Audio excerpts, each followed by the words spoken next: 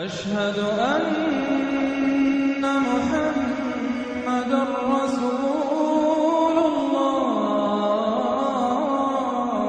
सल्लल्लाहु अलैहि वसल्लम की शान में गुस्ताखी किया। बाद में अल्लाह के रसूल सल्लल्लाहु अलैहि वसल्लम बोले, तू अपनी बाप की औलाद नहीं। वो अपनी जाके अपनी अम्मा से पूछा, अम्मा बताओ सही सही बोलो, क्या ये सच है? तो बोले हाँ, मैं अपना मुंह काला करके तेरे को पैदा करी। तो जितने भी दुनिया में अल्लाह के रसूल सल्लल्लाहु अलैहि वसल्लम की शान में गुस्ताखी करने की कोशिश कर रहे हैं, वो तमाम के तमाम वलदुल हराम है।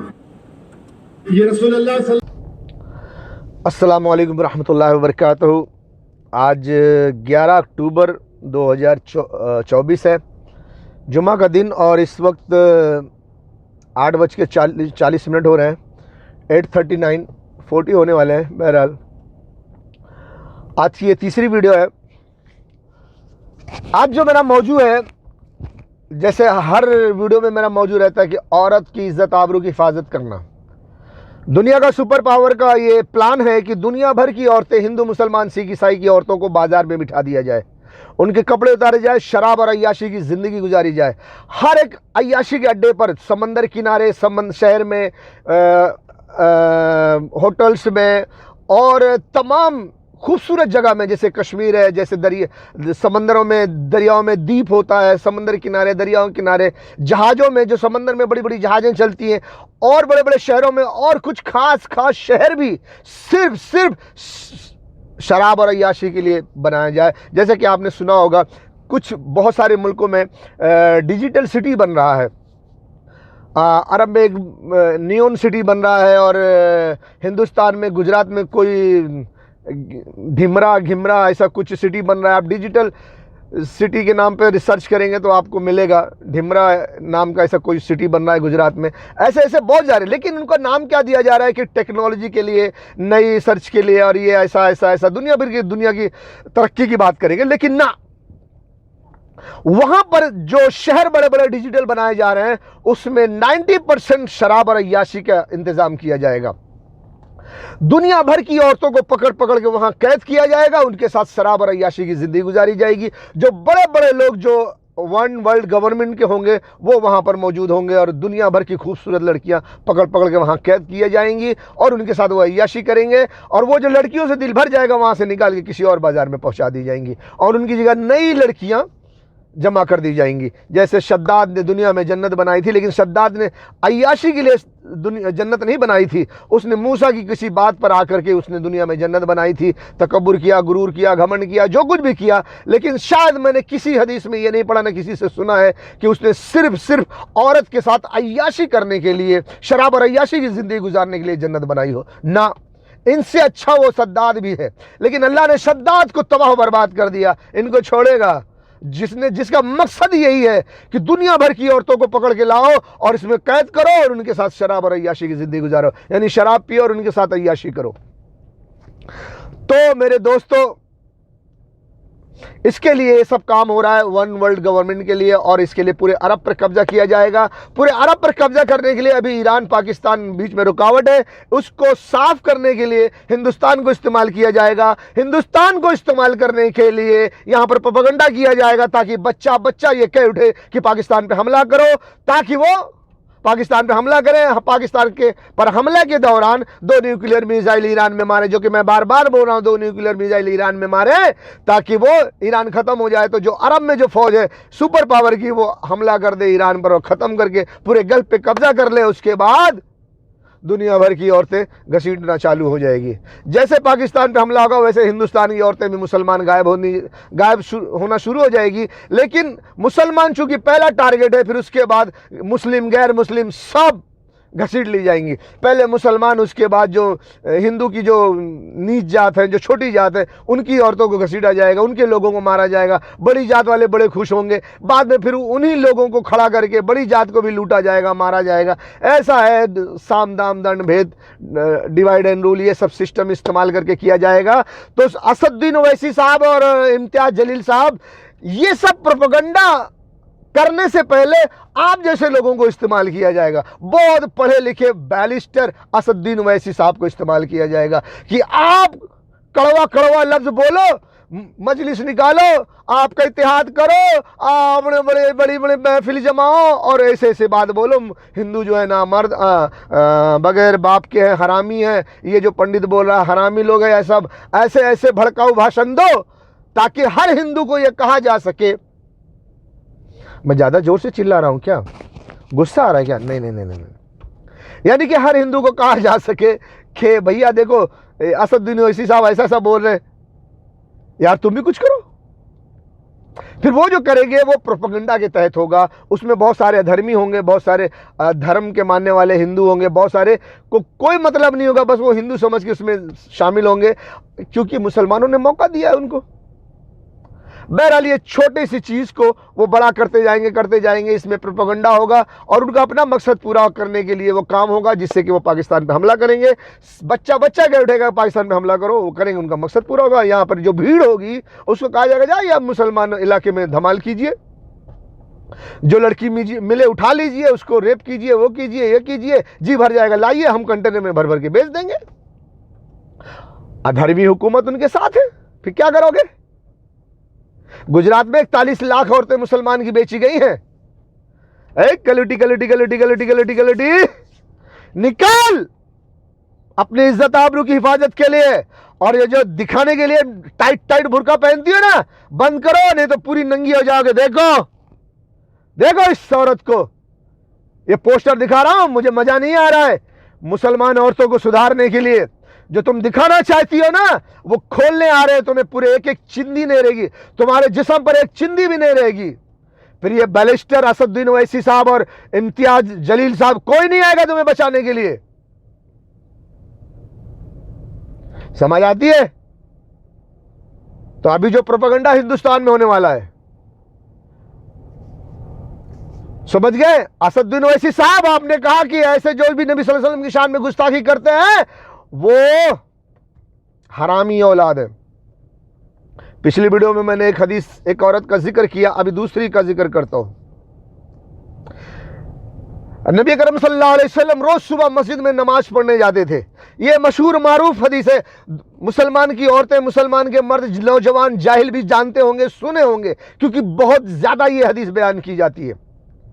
सुबह को नमाज पढ़ने जाते थे तो एक घर से एक औरत उनके सर पे कचरा डालती थी, रोज डालती थी। नबी अकरम सल्लल्लाहु अलैहि वसल्लम के सर पे कचरा डालना क्या गुस्ताखी नहीं है? रोज नबी सल्लल्लाहु अलैहि वसल्लम के सर पे कचरा गिरता था। एक दिन आप सल्लल्लाहु अलैहि वसल्लम उस दरवाजे से गुजरे और कचरा उनके सर पे नहीं गिरा, वहां रुक गए। वो ताज्जुब किए कि आज मेरे सर पे कचरा डालने वाला कोई नहीं है क्या? जब देखा कि कचरा नहीं गिरा तो आप सल्लल्लाहु अलैहि वसल्लम उस दरवाजे पे गए, दस्तक दी, दरियाफ्त किया, पूछा कि क्या बात है, आज मेरे सर पे कचरा नहीं गिरा, वो कचरा डालने वाला किधर है? बताया गया कि उसकी तबीयत खराब है, वो बेचारा माजूर है, वो औरत थी, वो माजूर है, वो लेटी हुई है।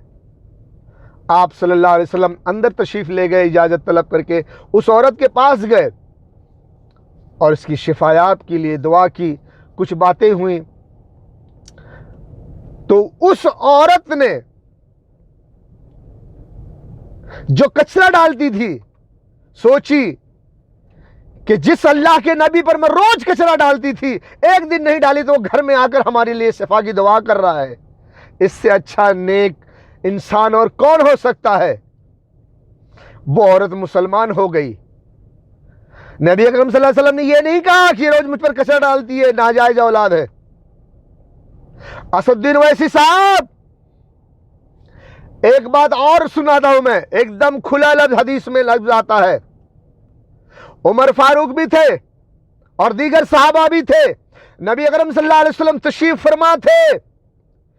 कुफार में से एक शख्स आया, नबी सल्लल्लाहु अलैहि वसल्लम के सामने खड़ा हुआ और गुस्ताखी करने लगा, जुबान से गलत लफ्ज बयान किया। आप सल्लल्लाहु अलैहि वसल्लम की शान में गुस्ताखी की उसने, गलत लफ्ज इस्तेमाल करके, और खड़ा रहा, बोलता रहा।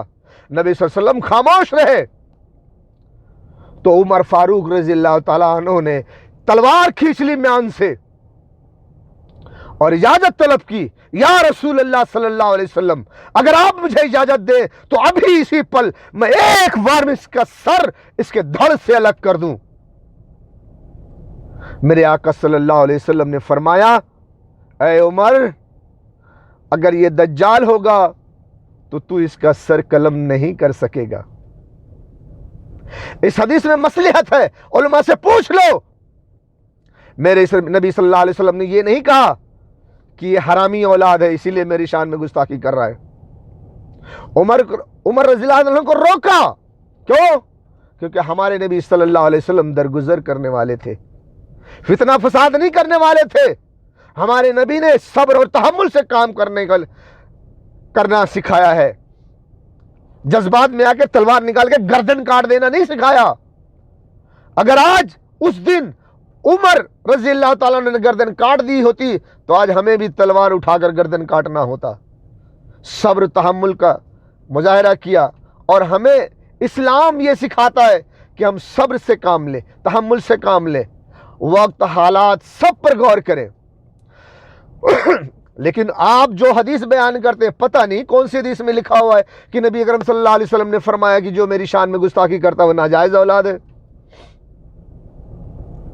बहरहाल ये मामला बहुत गर्म है। असदुद्दीन ओवैसी साहब, आप दोनों भाई ये जो गरम गरम माहौल बनाते हैं ना, प्लीज मेहरबानी करें।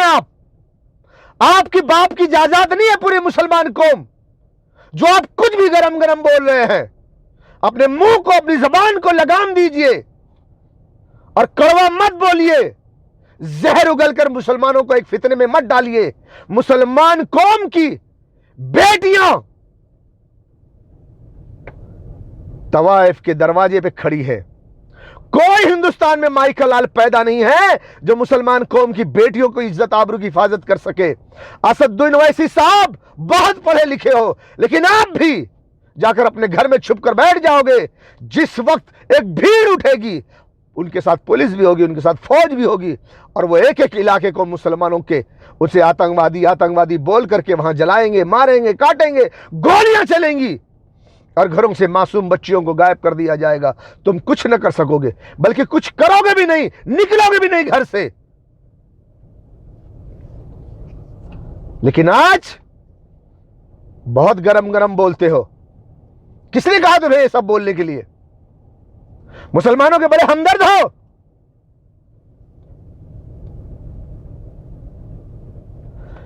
मैं रिक्वेस्ट करता हूं तमाम सुनने वालों को कि जो मुस्लिमीन इत्तेहादुल मुस्लिमीन है, असदुद्दीन ओवैसी की पार्टी, इनके लोगों को ये वीडियो पहुंचाओ।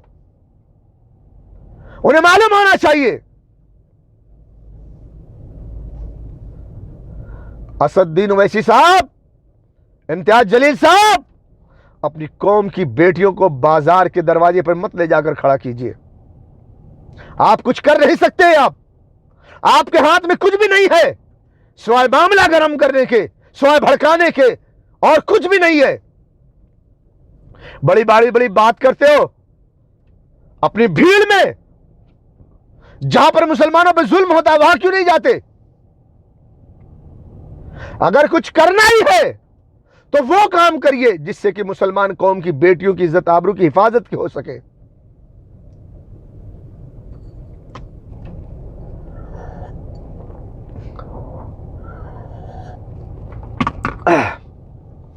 असदुद्दीन ओवैसी साहब, मोहतरम साहब, मोहतरम इम्तियाज जलील साहब और दीगर मुस्लिमीन इत्तेहादुल मुस्लिमीन पार्टी के लोग, असदुद्दीन ओवैसी साहब की पार्टी के लोग, अगर आप कुछ करना चाहते हो मुसलमानों के हक में, तो इस वक्त जो जरूरत है वो मैं आपको बताता हूं। अपने उलमा को जमा कर लो, अपने दानिशमंदों को जमा कर लो, अपने राय देने वालों को जमा कर लो, सबको जमा कर लो, राय मशवरा कर लो। क्योंकि ये निशानी नबी करीम सल्लल्लाहु अलैहि वसल्लम ने फरमाया मोमिन की निशानी है कि वो जो काम करते हैं आपस में राय मशवरा करके करते हैं। ये मोमिन की निशानी में से एक निशानी है। आप कीजिए, आप मजलिस कीजिए एक बड़े से मैदान में या एक छोटे से मैदान में, जो आपकी औकात हो, अपनी औकात के मुताबिक एक मैदान में इंतजाम कीजिए, अमीरों को भी जमा कीजिए, अमीरों से भी मदद लीजिए, थोड़ा पैसे खर्च कीजिए, एक बड़े मैदान में मजलिस कीजिए, उलमा इकराम को बुलाइए, तमाम जमात के उलमा को बुलवाइए और मौजूदा हालात के बारे में अल्लाह और उसके रसूल सल्लल्लाहु अलैहि वसल्लम ने क्या फरमाया है लोगों के सामने वो बयान कीजिए। लेकिन अहम चीज जो बयान करने का है वो ये है कि आप लोगों को मैं बयान कीजिए कि इस वक्त पूरे अरब को सुपर पावर ने घेरा हुआ है, ईरान उनके सामने सीना तान के खड़ा हुआ है, बहुत सारे मुसलमान सुपर पावर के साथ खड़े हैं।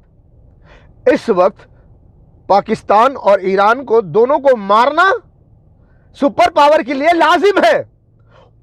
तो सुपर पावर ईरान के ऊपर हमला नहीं कर सकता, सुपर पावर पाकिस्तान पे हमला नहीं कर सकता, उसके लिए हिंदुस्तान को खड़ा किया जाएगा, हिंदुस्तान के जरिए ईरान पाकिस्तान को खत्म किया जाएगा और हिंदुस्तान को इस्तेमाल करने के लिए हिंदुस्तान में प्रोपेगेंडा किया जाएगा, मुसलमानों को बदनाम किया जाएगा, कुछ ऐसे हादसे होंगे, कुछ ऐसा काम किया जाएगा जिससे मुसलमानों को बदनाम किया जाएगा और कहा जाएगा भाई पाकिस्तान पे हमला करो, ताकि सुपर पावर का रास्ता साफ किया जाए।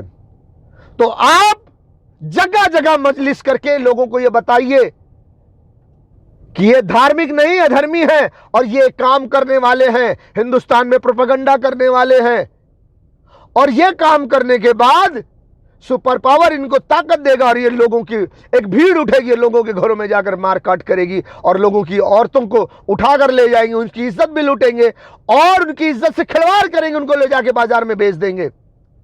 लोगों को बताइए जो आने वाला समय तुम्हें दिखाई नहीं दे रहा है, कर सकते हो? पढ़े लिखे हो? कितना पढ़े लिखे हो? ओए, कभी नहीं करोगे। औकात है, औकात है। 2008 से गौर करो, बैंगलोर सीरियल धमाका, गुजरात सीरियल धमाका, 26/11, उड़ी, पुलवामा, सब मुसलमानों पर इल्जाम लगाया गया। नफरत पैदा करो, मुसलमानों के खिलाफ नफरत पैदा करो। बैंगलोर में 2.5 किलो का RDX धमाके किए गए, मुसलमानों ने किया था। असदुद्दीन ओवैसी साहब, इम्तियाज जलील साहब, मुसलमानों ने किया था। 2.5 किलो का पटाखा कचरे के डब्बे में, धम धम धम। मुसलमान क्या बेवकूफ है? क्यों? मुसलमानों को बदनाम करने के लिए, ताकि देखो मुसलमान क्या कर रहे हैं, हर हिंदू के दिल में नफरत पैदा हो जाए, देखो मुसलमान क्या कर रहे हैं। समझो इसको। असदुद्दीन ओवैसी साहब, बैरिस्टर साहब, पढ़े लिखे हो तो समझो। बैंगलोर में जो सिर्फ धमाका हुआ था, जितने भी बारूद बताए गए थे, तकरीबन 80 किलो तक बताया गया था। 25 जगह फूटा था, 2.5 किलो का, जोड़ लो कितना हुआ। और कई जगह 10 से 12 किलो का पकड़ा गया, जिसे कुत्ते छोड़कर पकड़े गए, जिसको पुलिस को खबर दी गई कि यहां है, यहां है। क्योंकि बड़ा फूटेगा तो बड़ा जान माल का नुकसान होगा ना, वो तो करना ही था। फोड़ने वाले वही थे, रखने वाले वही थे, वही इंफॉर्मेशन देने वाले थे, वही अपने प्लानिंग के मुताबिक काम करने वाले थे। वो तो मुसलमानों को बदनाम करना था। तो सोचो 80-90 किलो RDX कहां से आया? पाकिस्तान से ला करके 2.5 किलो का एक पटाखा बना के कचरे के डब्बे में फोड़ेंगे मुसलमान। बैरिस्टर साहब, असदुद्दीन ओवैसी बैरिस्टर साहब, जरा सोचो, अपने दिमाग को जोर दो। अकल है? कौन से मदरसे से पढ़े हुए हो, कौन से स्कूल से पढ़े लिखे हो, कौन से यूनिवर्सिटी के तुम स्टूडेंट थे? भाई सोचो। जो आदमी 80-90 किलो RDX पाकिस्तान से लाएगा, वो 2.5 किलो का पटाखा बना के कचरे के डब्बे में फोड़ेगा। RDX लाना पाकिस्तान से आसान है, तो क्यों नहीं सोचते ये 80-90 किलो हिंदुस्तान की फैक्ट्री से ही लाया गया, हिंदुस्तान के लोग ही लाए गए, और वही सुपर पावर के एजेंसियों ने ला करके हिंदुस्तान के गद्दार नेताओं से मिल करके साजिश करके ये किया। क्यों? मुसलमानों को बदनाम करने के लिए। क्योंकि आगे हमें पेट्रोल पे कब्जा करना है, आगे हमारे रास्ते का कांटा बनेगा ईरान पाकिस्तान, उसको साफ करना है। इसके लिए हिंदुस्तान को इस्तेमाल करना है। हिंदुस्तान तभी इस्तेमाल होंगे जब हिंदुस्तान की ये बड़ी कौम, हिंदू कौम, मुसलमानों से नफरत करेगी। और मुसलमानों से हिंदू कौम कैसे नफरत करेगी? जब तक मुसलमानों के नाम को बदनाम नहीं करेंगे, मुसलमानों के जरिए हिंदुओं के दिल को नहीं दहलाएंगे। तो उन्होंने धमाका किया और इल्जाम मुसलमानों पर डाला, देखो मुसलमान कर रहे, देखो मुसलमान कर रहे हैं, ताकि हिंदू मुसलमान से नफरत करे। फिर कहता हूं, इस बात को समझने के लिए मेरी वीडियो नंबर 112 देखिए। असदुद्दीन ओवैसी साहब, इम्तियाज जलील साहब, आप भी मेरी वीडियो 112 देखिए।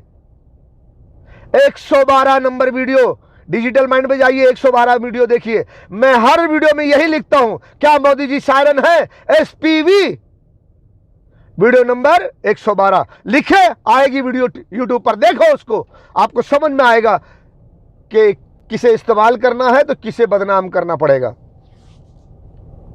समझ में आए? अगर करना है असदुद्दीन ओवैसी साहब तो ये कीजिए आप, वरना ये कलूटी है ना, गोरे गोरे चेहरे वाली, काले काले नकाब में जो छुपा के रखती है ना, उनको बाजार में बिठा दिया जाएगा। ए कलूटी कलूटी कलूटी, अपनी इज्जत आबरू की हिफाजत के लिए बाहर निकल और असदुद्दीन ओवैसी जैसे लोगों को नसीहत कर कि ज्यादा भड़काऊ भाषण न दो, मामला गर्म न करो, सूझबूझ से काम लो, अक्ल से। कलूटी कलूटी कलूटी कलूटी, अरे कलूटिया, तेरी इज्जत खतरे में है और ये ऐसे लोग भड़काऊ भाषण दे के तेरी इज्जत लुटवाना चाहते। क्योंकि ईरान पर डायरेक्ट अमेरिका इजराइल हमला नहीं कर सकते। अगर वो करते हैं डायरेक्ट ईरान पर हमला, तो ईरान पहली फुर्सत में इजराइल का नामो निशान मिटा देगा। इतनी मिसाइल्स उसके पास, इतने हथियार हैं, और वो इजराइल भी जानता है, अमेरिका भी जानता है, ब्रिटेन फ्रांस सभी जानते हैं, ऑस्ट्रेलिया भी जानता है। इसीलिए डायरेक्ट ईरान पर हमला कोई नहीं करेगा। क्यों? इजराइल खत्म हो जाएगा, इजराइल को सेव करना है।